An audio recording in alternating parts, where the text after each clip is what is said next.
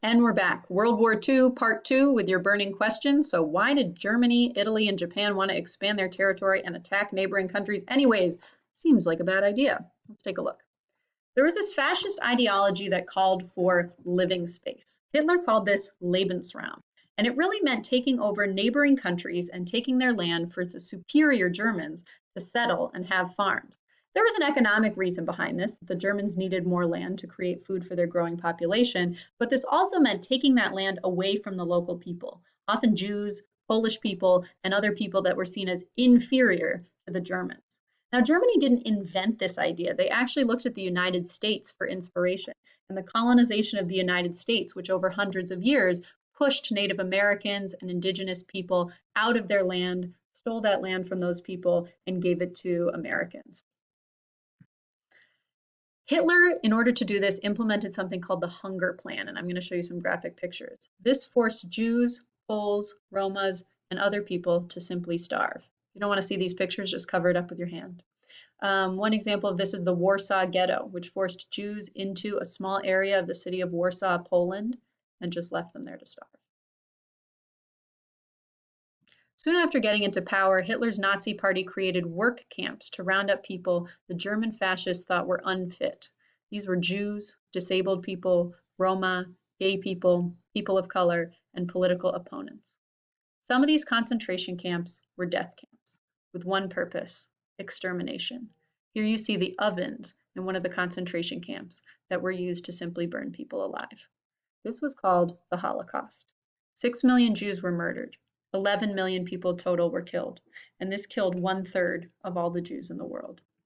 For example, entire communities were destroyed.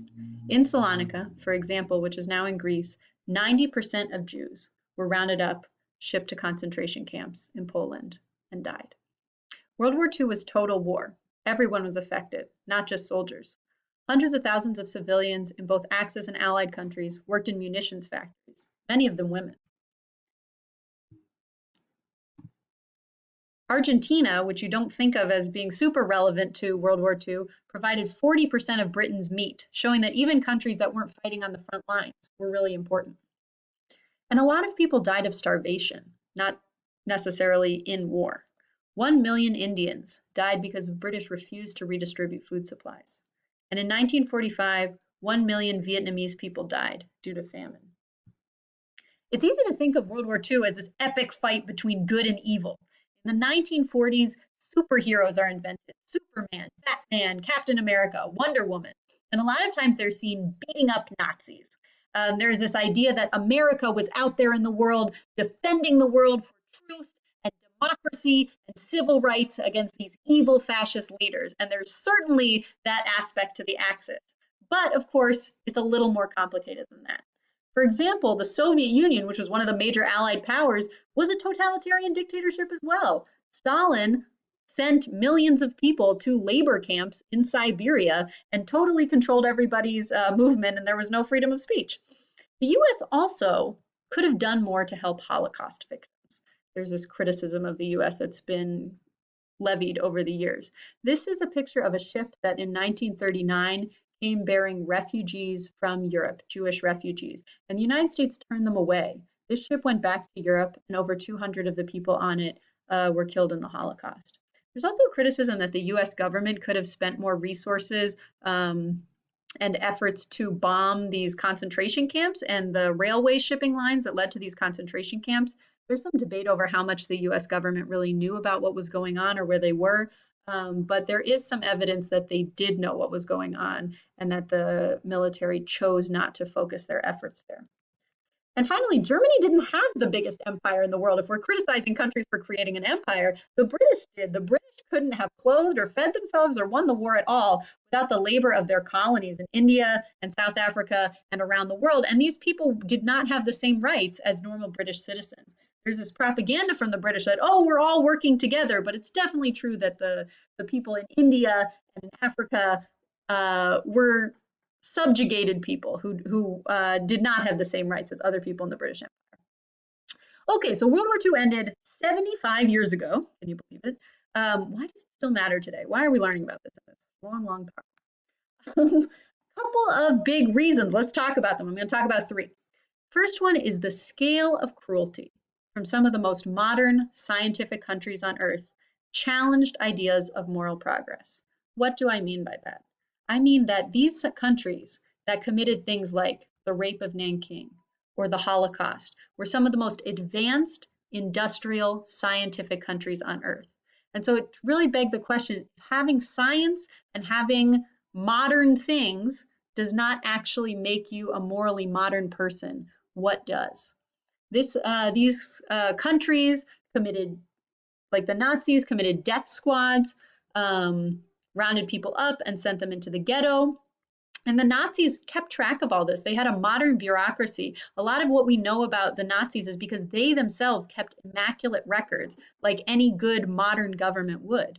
And they also used scientists to experiment on concentration camp victims, often doing these completely inhumane experiments on their bodies before throwing them into the gas chambers to be killed, all in the name of science and modernity.